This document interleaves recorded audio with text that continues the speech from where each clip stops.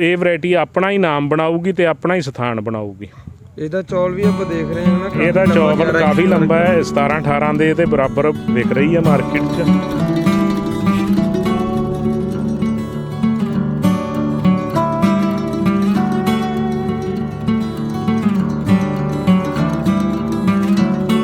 ਪਰ ਜਿਹੜਾ ਬਾਈ ਜੀ ਦਾ ਕੰਮ ਆ ਉਹ ਭਰੋਸੇ ਵਾਲਾ ਕੰਮ ਆ। ਇੱਕ ਜ਼ਿਮੀਂਦਾਰ ਆਪਣੇ ਖੇਤਾਂ ਦੇ ਵਿੱਚ ਇਹ ਸਾਰੀ ਜਿਹੜੀ ਪ੍ਰੋਡਕਸ਼ਨ ਕਰਦੇ ਨੇ, 2-3 ਸਾਲ ਟ੍ਰਾਇਲ ਕਰਕੇ ਫਿਰ ਹੀ ਅੱਗੇ ਕਿਸਾਨਾਂ ਨੂੰ ਬੀਜ ਦਿੰਦੇ ਨੇ।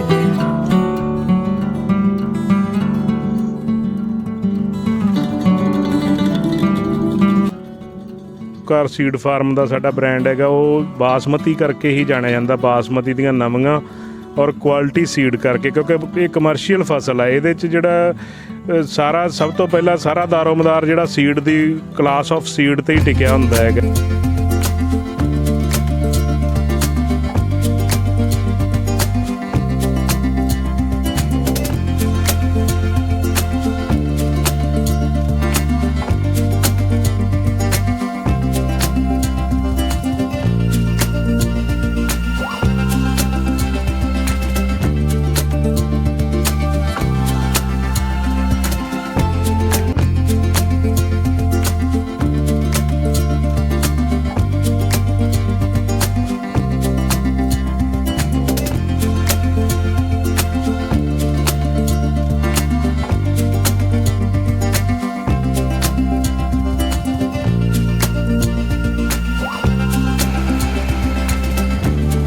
ਗਡਾਊਨ ਹੈਗੇ ਆ, 2 ਤੋਂ 3,000 ਕੁਇੰਟਲ ਕਪੈਸਿਟੀ ਦੇ 3 ਗਡਾਊਨ, ਜਿਹਦੇ 'ਚ ਸਾਡਾ ਗ੍ਰੇਡਿੰਗ ਲੱਗੀ ਹੋਈ ਆ। ਇਹ ਇੱਕ ਵਾਰ ਤਾਂ ਅਸੀਂ ਪਹਿਲਾਂ ਗ੍ਰੇਡ ਕਰ ਦਿੰਦੇ ਹਾਂ, ਛੋਟੀ ਮਸ਼ੀਨ ਹੈ ਕੰਮ। ਤਾਂ ਇਹ ਫਾਊਂਡੇਸ਼ਨ ਸੀਡ ਦੀ ਜਿਹੜੀ 303 ਦੀ ਪੈਕਿੰਗ 'ਚ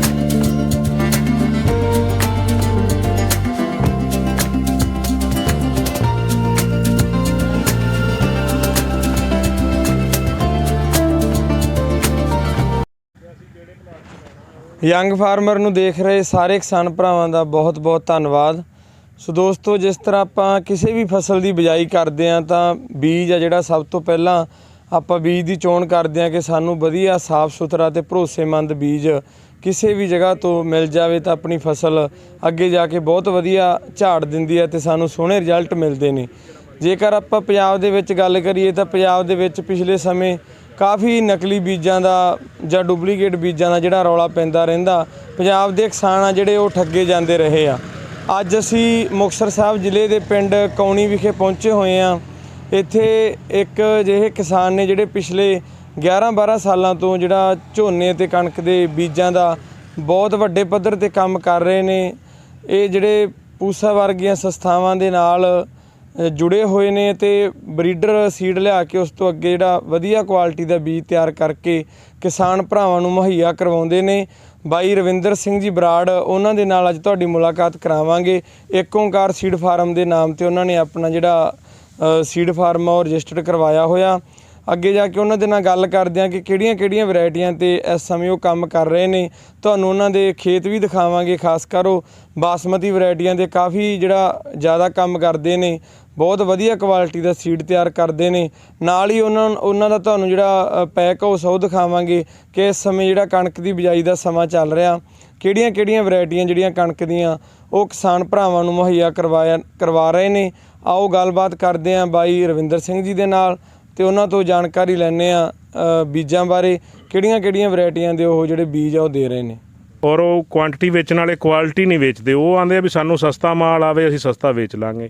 ਪਰ ਜੀ ਆਪਣੇ ਨਾਲ ਨੇ ਬਾਈ ਰਵਿੰਦਰ ਸਿੰਘ ਜੀ ਬਰਾੜ, ਏਕ ਓਂਕਾਰ ਸੀਡ ਫਾਰਮ ਤੋਂ, ਪਿੰਡ ਕੌਣੀ ਤੋਂ। ਸੋ ਆਓ ਉਹਨਾਂ ਦਾ ਪਹਿਲਾਂ ਸਵਾਗਤ ਕਰਦੇ ਹਾਂ।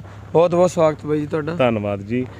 ਯੰਗ ਫਾਰਮਰ ਚੈਨਲ ਦੇਖ ਰਹੇ ਸਾਰੇ ਹੀ ਸਰੋਤਿਆਂ ਦਾ ਤਹਿ ਦਿਲੋਂ ਧੰਨਵਾਦ। ਸਾਰਿਆਂ ਨੂੰ ਸਤਿ ਸ਼੍ਰੀ ਅਕਾਲ ਅਤੇ ਯੰਗ ਫਾਰਮਰ ਚੈਨਲ ਦੀ ਟੀਮ ਨੂੰ ਜੀ ਆਇਆਂ। ਏਕ ਓਂਕਾਰ ਸੀਡ ਫਾਰਮ ਤੇ ਰਵਿੰਦਰ ਸਿੰਘ ਬਰਾੜ ਵੱਲੋਂ ਜੀ ਆਇਆਂ। ਹਾਂਜੀ, ਸਭ ਤੋਂ ਪਹਿਲਾਂ ਬਾਈ ਜੀ ਦੇ ਬਾਰੇ ਜਾਣਦੇ ਆਪਾਂ। ਪਿੰਡ ਕੌਣੀ ਦੇ ਰਹਿਣ ਵਾਲੇ ਨੇ। ਇਹਨਾਂ ਦਾ ਜਿਹੜਾ ਕੀ ਪਿਛੋਕੜ ਹੈਗਾ ਖੇਤੀਬਾੜੀ ਨੂੰ ਲੈ ਕੇ, ਕਿੰਨੇ ਸਮੇਂ ਤੋਂ ਜਿਹੜਾ ਸੀਡ ਪ੍ਰੋਡਕਸ਼ਨ ਦਾ ਕੰਮ ਕਰ ਰਹੇ ਹੋ ਜੀ? ਹਾਂਜੀ, ਮੇਰਾ ਨਾਮ ਰਵਿੰਦਰ ਸਿੰਘ ਬਰਾੜ, ਸਨ ਆਫ ਸਰਦਾਰ ਕਮਰਜੀਤ ਸਿੰਘ ਨੰਬਰਦਾਰ, ਪਿੰਡ ਕੌਣੀ, ਜ਼ਿਲ੍ਹਾ ਸ਼੍ਰੀ ਮੁਕਤਸਰ ਸਾਹਿਬ। ਮੇਰੀ ਉਮਰ ਤਕਰੀਬਨ 42-45 ਸਾਲ ਦੇ ਕਰੀਬ ਹੈ ਔਰ ਮੈਂ ਕਾਫੀ ਛੋਟੀ ਉਮਰ ਤੋਂ ਹੀ ਜਿਹੜਾ ਖੇਤੀ ਦਾ ਪਿਤਾ ਪੁਰਖੀ ਕੀਤਾ ਹੋਣ ਕਰਕੇ ਖੇਤੀ 'ਚ ਜਿਹੜਾ ਉਦੋਂ ਜਦੋਂ ਤੋਂ ਮੈਂ ਖੇਤੀ ਕਰਨ ਲੱਗਿਆ ਉਦੋਂ ਕੋਈ ਇੰਨੀਆਂ ਜ਼ਿਆਦਾ ਨਵੀਆਂ ਤਕਨੀਕਾਂ ਨਹੀਂ ਆਈਆਂ ਸੀਗੀਆਂ। ਉਦੋਂ ਤੋਂ ਸੀਗਾ ਵੀ ਕੁਛ ਨਵੀਆਂ ਤਕਨੀਕਾਂ ਲੈ ਕੇ ਆਈਏ ਔਰ ਇਹਨਾਂ ਨੂੰ ਸਾਰਿਆਂ ਨੂੰ ਆਪਣੀ ਖੇਤੀ 'ਚ ਅਡੋਪਟ ਕਰੀਏ। ਹੌਲੀ ਹੌਲੀ ਸਮੇਂ ਦੇ ਨਾਲ ਸਟੈਪ ਬਾਈ ਸਟੈਪ ਜਿਹੜਾ ਪਲਾਨ ਕਰਕੇ ਉਹਨਾਂ ਨੂੰ ਇੱਕ ਲਿਆਂਦਾ। ਔਰ ਜਿਹੜਾ ਮੈਂ ਘੱਟੋ ਘੱਟ ਵੀ ਮੈਂ 2011 ਦੇ ਵਿੱਚ ਜਿਹੜਾ ਆਪਣਾ ਸੀਡ ਫਾਰਮ ਸ਼ੁਰੂ ਕਰ ਸਕਿਆ। ਔਰ ਮੇਰਾ ਇਹ ਸੁਪਨਾ 1995 ਦਾ ਸੀਗਾ। ਦੇਖੋ 16 ਸਾਲ ਪਹਿਲਾਂ ਮੈਂ ਉਹਨੂੰ 16 ਸਾਲਾਂ ਬਾਅਦ ਉਸ ਸੁਪਨੇ ਨੂੰ ਬੂਰ ਪਿਆ। ਚਲੋ ਤੁਸੀਂ ਉਹ ਸੁਪਨਾ ਜਿਉਂਦਾ ਰੱਖਿਆ ਵੀ ਬਹੁਤ ਵੱਡੀ ਗੱਲ ਹੈ ਨਾ। ਉਸ ਤੇ ਹਰੇਕ ਸਾਲ ਉਸ ਤੇ ਕੰਮ ਕੀਤਾ, ਹਰੇਕ ਸਾਲ ਸਟੈਪ ਬਾਈ ਸਟੈਪ। ਉਸ ਤੋਂ ਮੈਂ ਜਾਣੀ ਕਿ 11 'ਚ ਮੈਂ ਮੰਨ ਲਓ ਆਪਣਾ ਸੀਡ ਫਾਰਮ ਇੱਕ ਓਂਕਾਰ ਸੀਡ ਫਾਰਮ ਖੋਲ੍ਹਿਆ। ਉਸ ਤੋਂ ਪਹਿਲਾਂ ਮੈਂ 3 ਸਾਲ ਉਸ ਤੋਂ ਪਹਿਲਾਂ ਮੈਂ ਸੀਡ ਕੰਪਨੀਜ਼ ਨਾਲ ਜੁੜ ਕੇ ਉਹਨਾਂ ਦਾ ਗਰੋਵਰ ਬਣਿਆ। ਹਾਂਜੀ, ਉਹਨਾਂ ਦਾ ਗਰੋਵਰ ਬਣ ਕੇ ਉਹਨਾਂ ਨੂੰ 2 ਸਾਲ ਉਹਨਾਂ ਨੂੰ ਪੈਦਾ ਕਰਕੇ ਦਿੱਤਾ ਝੋਨਾ ਕਣਕ। ਫਿਰ 1 ਸਾਲ ਬਾਸਮਤੀ ਦਾ ਚੰਗਾ ਸੀਜ਼ਨ ਸੀ। ਫਿਰ ਮੈਂ ਉਹਨਾਂ ਨੂੰ ਕਿਹਾ ਵੀ ਆਪਾਂ ਸ਼ੇਅਰ 'ਚ ਪਾਰਟਨਰਸ਼ਿਪ 'ਚ ਆਪਾਂ ਸੇਲ ਕਰਾਂਗੇ। ਹਾਂਜੀ, ਤਾਂ ਉਹ ਬ੍ਰਾਂਡਿੰਗ ਉਹਨਾਂ ਦੀ ਸੀ, ਮਾਲ ਮੇਰਾ ਸੀ। ਇੱਕ ਅਸੀਂ ਰੇਟ ਤੇ ਕੱਟ ਕੇ ਜੋ ਵੀ ਸਾਡਾ ਮਿਊਚੁਅਲ ਅੰਡਰਸਟੈਂਡਿੰਗ ਨਾਲ ਅਸੀਂ ਉਸ ਤੇ ਸੇਲ ਕੀਤਾ। ਉਸ ਤੋਂ ਫਿਰ ਮੈਨੂੰ ਹੌਲੀ ਹੌਲੀ ਮਾਰਕੀਟਿੰਗ ਦਾ ਤਜਰਬਾ ਸਿੱਖਿਆ। ਸਟੈਪ ਬਾਈ ਸਟੈਪ ਮੈਂ ਅੱਗੇ ਵਧਿਆ ਇਸ 'ਚ। ਸੀਡ ਪ੍ਰੋਡਕਸ਼ਨ ਦਾ ਹੀ ਕਿਵੇਂ ਸੋਚਿਆ, ਕਿਵੇਂ ਖਿਆਲ ਆਇਆ, ਕਿੱਥੋਂ ਤੁਹਾਨੂੰ ਕੋਈ ਆਈਡੀਆ ਮਿਲਦਾ ਹੈ ਨਾ ਜਦੋਂ ਵੀ ਆਪਾਂ ਕੋਈ ਕੰਮ ਸ਼ੁਰੂ ਕਰਦੇ ਹਾਂ? ਵੈਸੇ ਵੀ ਤੁਹਾਡੇ ਵਰਗੇ ਹੋਰ ਕਿਸਾਨ ਹੈਗੇ ਆ, ਖੇਤੀਬਾੜੀ ਕਰੀ ਜਾਂਦੇ ਆ, ਸੀਡ ਪ੍ਰੋਡਕਸ਼ਨ ਵੱਲ ਹੀ ਕਿਉਂ ਆਉਣਾ ਹੋਇਆ? ਸੀਡ ਪ੍ਰੋਡਕਸ਼ਨ ਵੱਲ ਆਉਣ ਦਾ ਕਾਰਨ ਸਭ ਤੋਂ ਪਹਿਲਾਂ ਤਾਂ ਜਿਹੜਾ ਇੱਕ ਤਾਂ ਜਿਹੜਾ ਨਵੀਆਂ ਤਕਨੀਕਾਂ ਬਾਰੇ ਜਿਹੜਾ ਜਾਣਕਾਰੀ ਮਿਲਦੀ ਰਹਿੰਦੀ ਹੈ।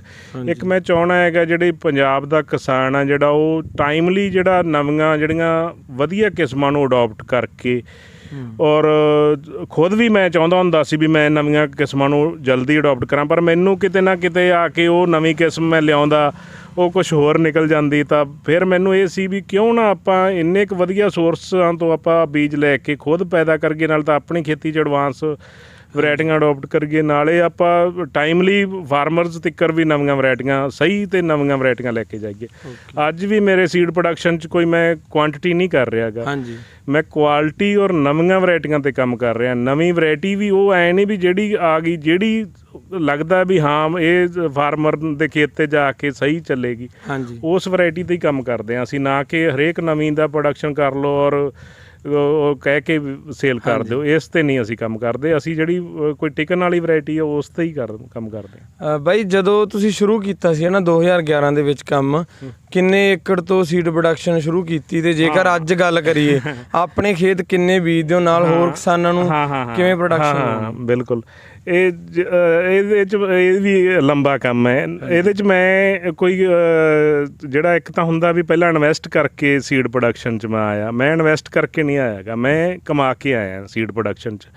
ਤੁਸੀਂ ਪੁੱਛੋਗੇ ਕਿਵੇਂ? ਸਭ ਤੋਂ ਪਹਿਲਾਂ ਮੈਂ ਜਦੋਂ 2008 'ਚ ਮੰਨ ਲਓ 95 'ਚ ਮੈਂ ਸੋਚਿਆ ਸੀ ਵੀ ਸੀਡ ਪ੍ਰੋਡਕਸ਼ਨ ਆਪਣੀ ਹੋਣੀ ਚਾਹੀਦੀ। ਹਾਲਾਂਕਿ ਉਦੋਂ ਮੇਰੀ 95 'ਚ ਸਿਰਫ ਏਜ 17 ਸਾਲ ਦੀ ਸੀਗੀ।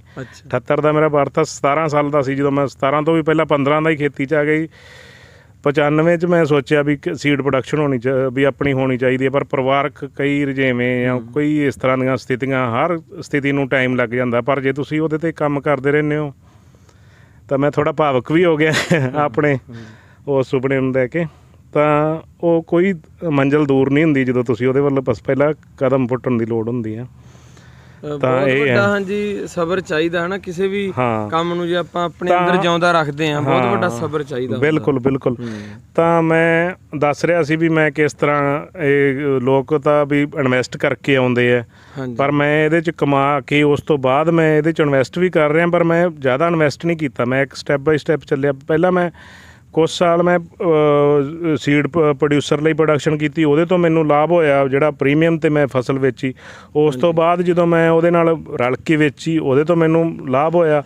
ਉਸ ਤੋਂ ਬਾਅਦ ਵੀ ਮੈਂ 2 ਸਾਲ ਜਿਹੜਾ ਆਪਣੇ ਫਸਲ ਜਿਹੜੇ ਰੱਖਣ ਵਾਸਤੇ ਗਡਾਊਨ ਜਾਂ ਆਪਣੇ ਗਰੇਡਰ ਵਗੈਰਾ ਨਹੀਂ, ਪਹਿਲਾਂ ਮੈਂ ਮਾਰਕੀਟਿੰਗ ਆਪਦੀ ਬਣਾਉਣ 'ਤੇ ਜ਼ੋਰ ਦਿੱਤਾ। ਕੁਆਲਿਟੀ ਬਣਾ ਕੇ ਫਾਰਮਰ ਲੈਵਲ 'ਤੇ, ਡੀਲਰਸ ਲੈਵਲ 'ਤੇ ਮਾਰਕੀਟਿੰਗ ਦੀ ਵਧੀਆ ਸਟ੍ਰੈਟਜੀ ਬਣਾਈ। ਹਰੇਕ ਮੰਡੀ 'ਚ ਇੱਕ ਵਧੀਆ ਜਿਹੜਾ ਹੈਗਾ ਕੁਆਲਿਟੀ ਵੇਚਣ ਵਾਲਾ ਅਸੀਂ ਆਪਣਾ ਡੀਲਰ ਪੈਦਾ ਕੀਤਾ ਹੈਗਾ।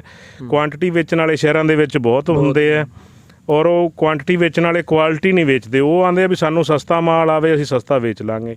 ਪਰ ਜਿਹੜੇ ਕੁਆਲਿਟੀ ਵੇਚਣ ਵਾਲਾ ਡੀਲਰ ਹੁੰਦਾ ਉਹ ਚਾਹੁੰਦਾ ਵੀ ਮੈਨੂੰ ਚੰਗਾ ਮਾਲ ਆਵੇ, ਵੀ ਭਾਵੇਂ ਤੋਂ 2 ਪੈਸੇ ਮਹਿੰਗਾ ਆਵੇ, ਮੈਂ 2 ਪੈਸੇ ਮਹਿੰਗਾ ਵੇਚ ਲੂੰ, ਪਰ ਮੈਂ ਥੋੜ੍ਹਾ ਵੇਚ ਲੂੰ, ਪਰ ਕੁਆਲਿਟੀ ਵੇਚ ਲੂੰ। ਹਾਂਜੀ, ਅਸੀਂ ਉਹ ਜਿਹੇ ਡੀਲਰਾਂ ਦੀ ਚੋਣ ਕੀਤੀ ਜੋ ਸਾਡੇ ਕੋਈ ਵੀ ਡੀਲਰ ਆ, ਭਾਵੇਂ ਸਾਡਾ ਕਿਸੇ ਵੀ ਮੰਡੀ 'ਚ ਅੱਜ ਪਹਿਲੇ ਸਾਲ ਤੋਂ ਅੱਜ ਤੱਕ ਸਾਡੇ ਨਾਲ ਜੁੜਿਆ ਹੋਇਆ ਆ। ਔਰ ਅਸੀਂ ਵੀ ਸਾਡਾ ਜਿਹੜਾ ਡੀਲਰ ਨਾਲ ਕੋਈ ਉਹ ਵਪਾਰਕ ਰਿਸ਼ਤੇ ਦੇ ਨਾਲ ਨਾਲ ਸਾਡਾ ਭਾਈਚਾਰਕ ਰਿਸ਼ਤਾ ਵੀ ਬਰਕਰਾਰ ਹੈ।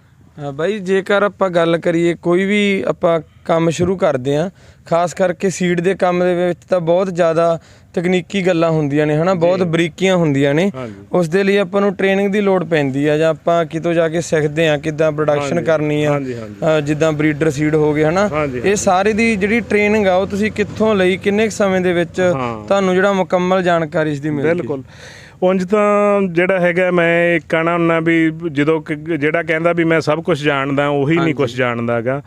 ਵੀ ਆਪਾਂ ਸਾਰੀ ਉਮਰ ਹੀ ਸਿੱਖਦੇ ਹਾਂ, ਹਰ ਕਿਸੇ ਤੋਂ ਸਿੱਖਦੇ ਹੀ ਰਹਿੰਦੇ ਹਾਂ। ਉਹੀ ਜਿਹੜਾ ਜਗਿਆਸੂ ਬੰਦਾ ਉਹੀ ਸਿੱਖ ਸਕਦਾ, ਜਿਹੜਾ ਆਂਦਾ ਵੀ ਮੈਂ ਸਭ ਜਾਣਦਾ ਉਹੀ ਨਹੀਂ ਕੁਝ ਜਾਣਦਾ ਹੁੰਦਾ।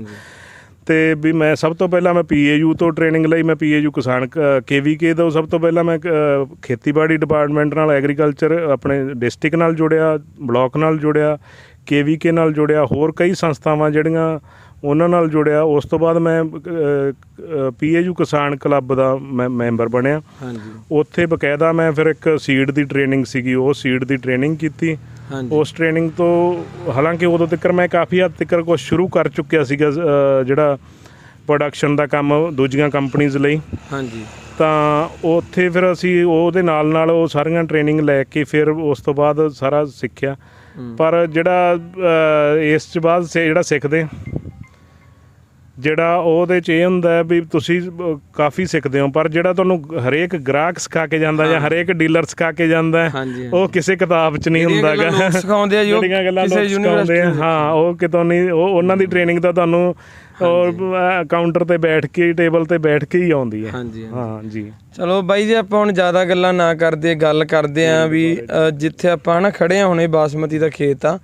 ਬਾਸਮਤੀ ਦੇ ਵਿੱਚ ਜੇਕਰ ਆਪਾਂ ਗੱਲ ਕਰੀਏ ਤਾਂ ਤੁਸੀਂ ਇਸ ਸਮੇਂ ਕਿਹੜੀਆਂ ਵੈਰਾਈਟੀਆਂ ਦੇ ਜਿਹੜੇ ਬੀਜ ਤਿਆਰ ਕਰ ਰਹੇ ਹੋ, ਅਗਲੇ ਸਾਲ ਕਿਹੜੀਆਂ ਵੈਰਾਈਟੀਆਂ ਕਿਸਾਨਾਂ ਨੂੰ ਦੇ ਰਹੇ ਹੋ, ਇਹਨਾਂ ਵੈਰਾਈਟੀਆਂ ਬਾਰੇ ਵੀ ਥੋੜਾ ਵਿਸਥਾਰ ਨਾਲ ਦੱਸੋ। ਅਸੀਂ ਜ਼ਿਆਦਾਤਰ ਜਿਹੜਾ ਝੋਨੇ ਦੇ ਸੀਜ਼ਨ ਦੇ ਵਿੱਚ ਅਸੀਂ ਜਿਹੜਾ ਬਾਸਮਤੀ ਦੀਆਂ ਵੈਰਾਈਟੀਆਂ ਦੀ ਕੰਮ ਕਰਦੇ ਹਾਂ, ਝੋਨੇ ਦੀਆਂ ਵੀ ਕੁਛ ਨਵੀਆਂ ਵੈਰਾਈਟੀਆਂ 'ਤੇ ਕੰਮ ਕਰਦੇ ਹਾਂ ਅਸੀਂ।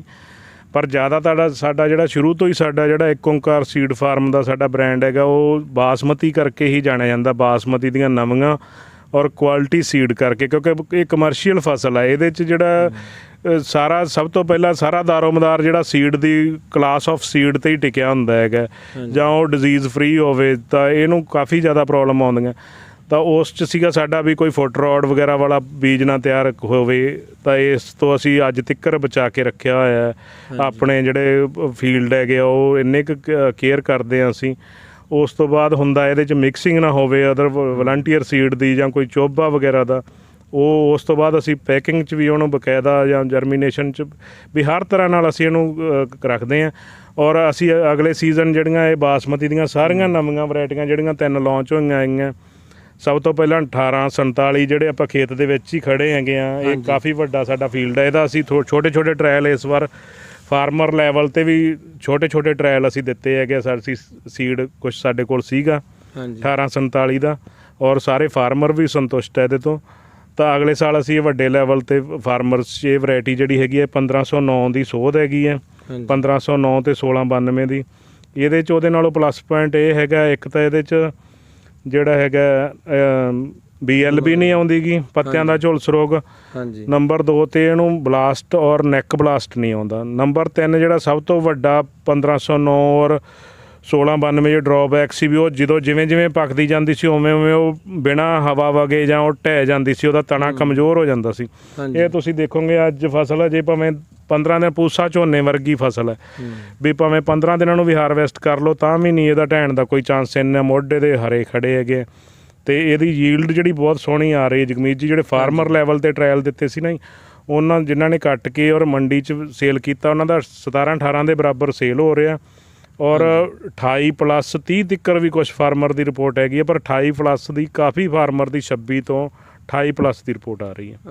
ਬਾਈ ਜੀ ਆਪਣੇ ਜ਼ਿਆਦਾ ਕਿਸਾਨ ਜਿਹੜੇ ਉਹ ਰੇਟ ਬਾਰੇ ਕਰਦੇ ਹੁੰਦੇ ਆ ਨਾ ਵੀ ਇਹ ਕੀ ਰੇਟ ਵਿਕੂਗਾ। ਹਾਂ, ਰੇਟ ਦਾ ਇਹਦਾ ਮਾਰਕੀਟਿੰਗ 'ਚ ਕੋਈ ਵੀ ਵੈਰਾਈਟੀ ਹੈ ਇਹਨੂੰ ਕਿਸੇ ਵੀ ਨਾਲ ਅਸੀਂ ਇੱਕ ਵਾਰ ਪੂਸਾ ਤੇ ਹੀ ਬੈਠੇ ਸੀਗੇ। ਹਾਂਜੀ। ਤਾਂ ਮੈਂ ਉਹਨਾਂ ਨੂੰ ਸਵਾਲ ਕੀਤਾ ਵੀ ਡਾਕਟਰ ਸਾਹਿਬ ਇੱਕ ਜਦੋਂ 17-18 ਆਈ ਸੀ ਜਾਂ ਕੋਈ ਹੋਰ ਵੈਰਾਈਟੀਆਂ ਜਿਹੜੀਆਂ ਆਈਆਂ ਸੀਗੀਆਂ ਵੀ ਇਹ ਉਹਦੇ ਬਰਾਬਰ ਵਿਕੇਗੀ।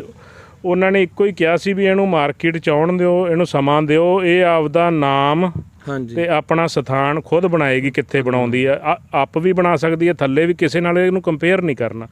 ਉਹੀ ਗੱਲ ਇਹਦੀ ਆ, ਅੱਜ 17-18 ਦਾ ਰੇਟ ਅਲੱਗ ਆ, 11-21 ਦਾ ਅਲੱਗ ਆ, ਕਿਸੇ ਨਾਲ ਕੰਪੇਅਰ ਨਹੀਂ ਕਰਨਾ। ਇਹ ਜਿਵੇਂ ਹੁਣ ਕਈ ਕਿਸਾਨਾਂ ਦਾ ਸਵਾਲ ਆ ਵੀ 1509 ਦੇ ਰੇਟ ਘੱਟ ਹੁੰਦੇ ਆ ਵੀ ਇਹ 1509 ਦੇ ਵਿੱਚੋਂ ਕੱਢੀ ਹੋਈ ਵੈਰਾਈਟੀ ਹੈ, ਕਿਤੇ ਇਹਦਾ ਰੇਟ ਘੱਟ ਨਾ ਹੋਵੇ।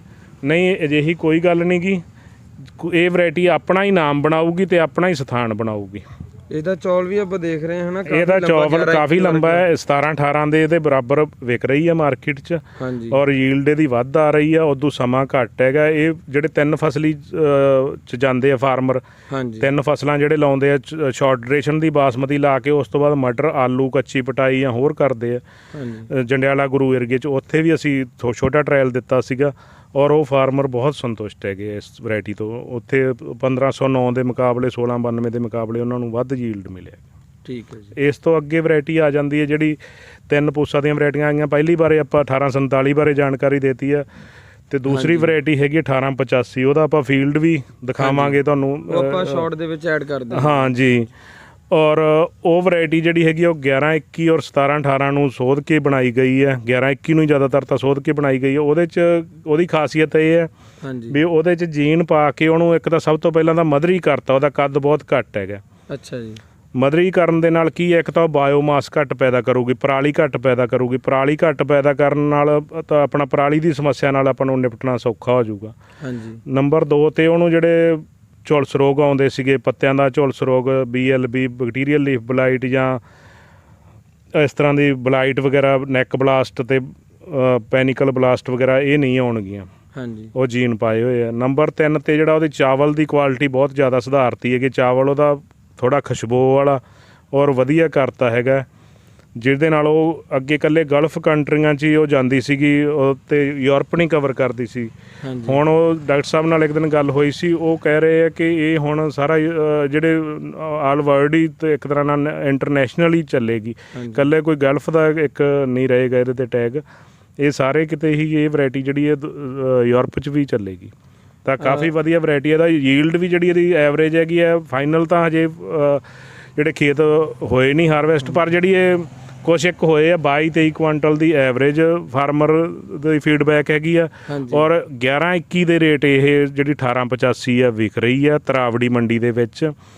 ਔਰ ਹਾਂ, ਅਗਲੇ ਸੀਜ਼ਨ ਦੇ ਵਿੱਚ ਦੇਵਾਂਗੇ ਆਪਾਂ ਬਕਾਇਦਾ। ਬਹੁਤ ਵਧੀਆ ਕਲਾਸ ਦਾ ਸੀਡ ਦੇਵਾਂਗੇ ਆਪਾਂ, ਉੱਚੀ ਕਲਾਸ ਦਾ, ਭਾਵੇਂ TL ਪੈਕਿੰਗ 'ਚ ਹੀ ਹੋਊਗਾ। ਤੇ ਉਹ ਦੇਵਾਂਗੇ ਆਪਾਂ ਕਿਸਾਨਾਂ ਨੂੰ ਡੀਲਰਸ ਥਰੂ ਜਾਂ ਡਾਇਰੈਕਟ ਵੀ ਸਾਡੇ ਨਾਲ ਜੁੜ ਸਕਦੇ। ਪਰ ਅਸੀਂ ਇਹ ਨਹੀਂ ਵੀ ਜੇ ਕੋਈ ਸਾਡੇ 100 ਕਿਲੋਮੀਟਰ ਤੋਂ ਸਾਡੇ ਨਾਲ ਕੋਈ ਫਾਰਮਰ ਜੁੜਿਆ ਹੋਇਆ ਨਾ, ਅਸੀਂ ਇਹ ਨਹੀਂ ਵੀ ਸਾਡੇ ਕੋਲ ਹੀ ਚੱਲ ਕੇ ਆਵੇ। ਅਸੀਂ ਆਪਣੇ ਪੰਫਲੇਟ ਵਗੈਰਾ ਵੀ ਛਪਾਏ ਹੋਏ, ਉਹਦੇ 'ਤੇ ਵੀ ਅਸੀਂ ਇਹੀ ਜਾਣਕਾਰੀ ਦਿੰਦੇ ਹਾਂ ਵੀ ਤੁਸੀਂ ਆਪਣੇ ਨੇੜੇ ਦੇ ਡੀਲਰ ਤੋਂ ਬੀਜ ਸਾਡੇ ਇੱਕ ਓਂਕਾਰ ਸੀਡ ਫਾਰਮ ਦਾ ਬੀਜ ਲੈਣ ਲਈ ਸਾਡਾ ਕੰਟੈਕਟ ਕਰੋ।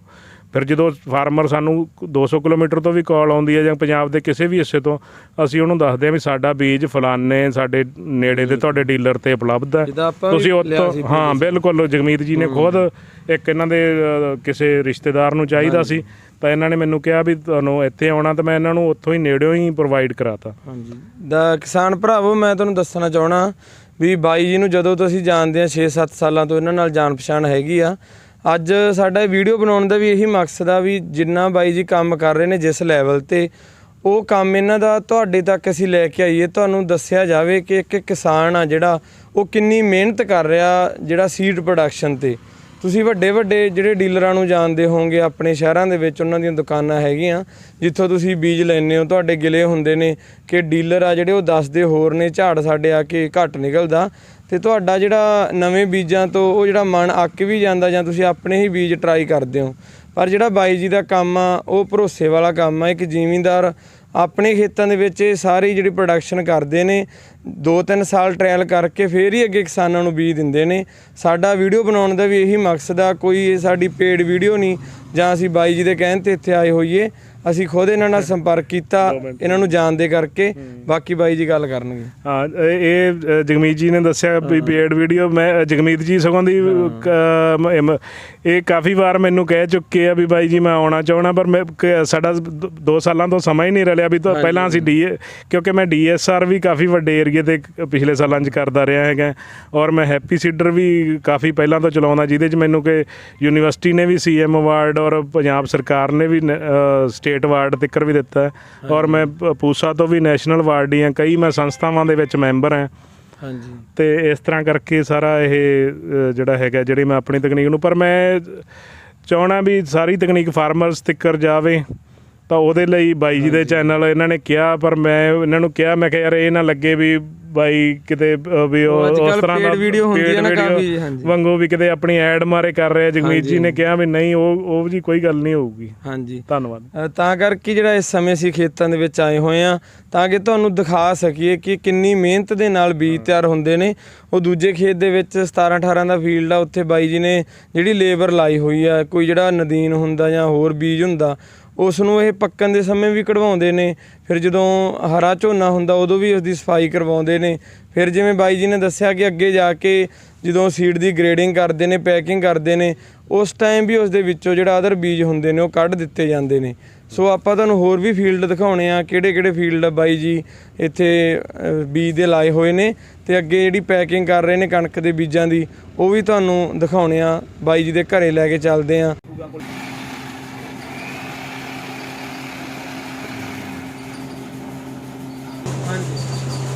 ਇਹ ਸਾਡਾ ਤੁਸੀਂ ਦੇਖ ਰਹੇ ਹੋ ਜਿਹੜਾ ਇੱਥੇ ਪੈਕਿੰਗ ਚੱਲ ਰਹੀ ਹੈ, ਇਹ ਓਂਕਾਰ ਸੀਡ ਫਾਰਮ ਦਾ ਗਡਾਊਨ ਹੈ। ਇਹੀ ਸਾਡਾ ਪੈਕਿੰਗ ਯੂਨਿਟ ਹੈ। ਇਹ ਇੱਥੇ ਸਾਡੇ ਕੋਲੇ 2000 ਕੁਇੰਟਲ ਦੀ ਕਪੈਸਿਟੀ ਦੇ 3 ਗਡਾਊਨ ਹੈਗੇ ਆ। 2 ਤੋਂ 3000 ਕੁਇੰਟਲ ਕਪੈਸਿਟੀ ਦੇ 3 ਗਡਾਊਨ, ਜਿਹਦੇ 'ਚ ਸਾਡਾ ਗ੍ਰੇਡਿੰਗ ਲੱਗੀ ਹੋਈ ਹੈ। ਇਹ ਇੱਕ ਵਾਰ ਤਾਂ ਅਸੀਂ ਪਹਿਲਾਂ ਗ੍ਰੇਡ ਕਰ ਦਿੰਦੇ ਹਾਂ, ਛੋਟੀ ਮਸ਼ੀਨ ਹੈ, ਫਿਰ ਅਸੀਂ ਡਬਲ ਗ੍ਰੇਡਿੰਗ ਕਰਦੇ ਹਾਂ ਮੌਕੇ 'ਤੇ, ਫਿਰ ਗ੍ਰੇਡਿੰਗ ਕਰਕੇ ਇਹ ਜਿਹੜਾ ਸੀਡ ਪੈਕ ਹੁੰਦਾ ਹੈ, ਜਿਹਦੇ ਨਾਲ ਕਿ ਉਸ ਤੋਂ ਬਾਅਦ ਫਿਮੀਕੇਸ਼ਨ ਵਗੈਰਾ ਸਾਰੀ ਇੱਥੇ ਤੁਸੀਂ ਦੇਖ ਰਹੇ ਹੋਵੋਗੇ, ਸਾਰਾ ਇਹ ਚੱਲ ਰਿਹਾ ਕੰਮ। ਤਾਂ ਇਹ ਫਾਊਂਡੇਸ਼ਨ ਸੀਡ ਦੀ ਜਿਹੜੀ 303 ਦੀ ਪੈਕਿੰਗ ਚੱਲ ਰਹੀ ਹੈ, ਤਾਂ ਗ੍ਰੇਡ ਹੋ ਕੇ ਪੈਕ ਹੋ ਰਿਹਾ। ਇੱਥੇ ਸਾਰਾ ਟਾਈਮ ਅਸੀਂ ਆਪਣੀ ਨਿਗਰਾਨੀ ਦੇ ਵਿੱਚ ਕਰਦੇ ਹਾਂ।